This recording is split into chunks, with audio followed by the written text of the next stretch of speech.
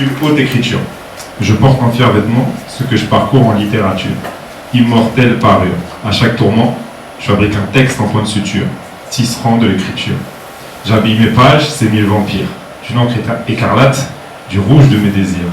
Un beau texte se relie et s'affine, afin d'y déguster ce que le temps fait à la vigne. N'en déplaise à Gutin Père, qui habilla en série les étagères de nos masures, je signe chacun de mes poèmes d'une unique et haute couture. C'est bientôt l'été, donc là je voulais chanter une saison qui soigne aussi, et qui m'est chère, celle de l'été. Donc celui-ci s'intitule Panacée climatique. L'envie de chanter une saison qui soigne. Le bonheur d'un ciel immaculé en témoigne. L'été chasse les méfaits des saisons enfermées et de leur syndrome. La meilleure partie de l'année s'écrit en un joli palindrome.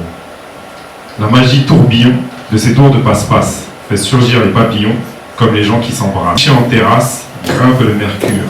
Les discussions s'alanguissent. Le travail se tasse. Hélios ralentit son allure. Daphné recherche Narcisse. Que cette panacée climatique vivement recommence, car il repose une partie de toute espérance. La saison qui emporte ma préférence, celle porteuse d'une prophétique convalescence.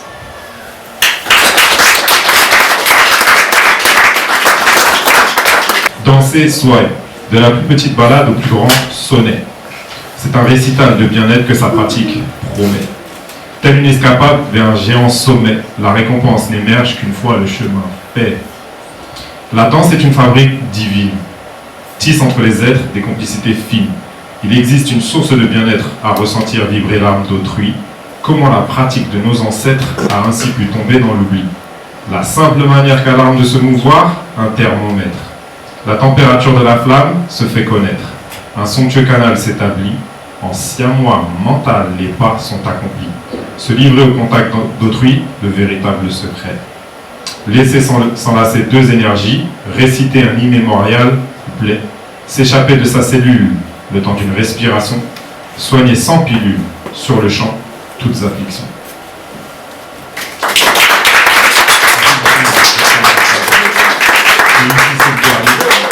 Et il essaye de retranscrire un peu ce que ça veut dire que se faire, s'autoriser un peu à être artiste, s'imprégner d'un environnement et en ressortir quelque chose qui se rapprocherait du beau. L'âme pigment. La création procure à l'âme, la création procure à l'humain un subtil paravent, derrière lequel déshabiller son âme prudemment. Le rôle de l'artiste, un parchemin outrageant, une empreinte cognitive qui se répand, la marque sensuelle d'un intellect, le trait d'esprit dont on se délecte. S'imprégner d'un thème, d'une atmosphère, d'un parfum. En produire un rêve, une lumière, un dessin. L'auteur nourrit l'œuvre en saignant. Son ADN s'y déverse en torrent. Un réseau neuronal, une parfaite aquarelle. Une image d'Épinal, un prisme universel. L'âme artistique réalise une photosynthèse de l'instant. Laisse une sublime sensation pour l'éternité en suspens.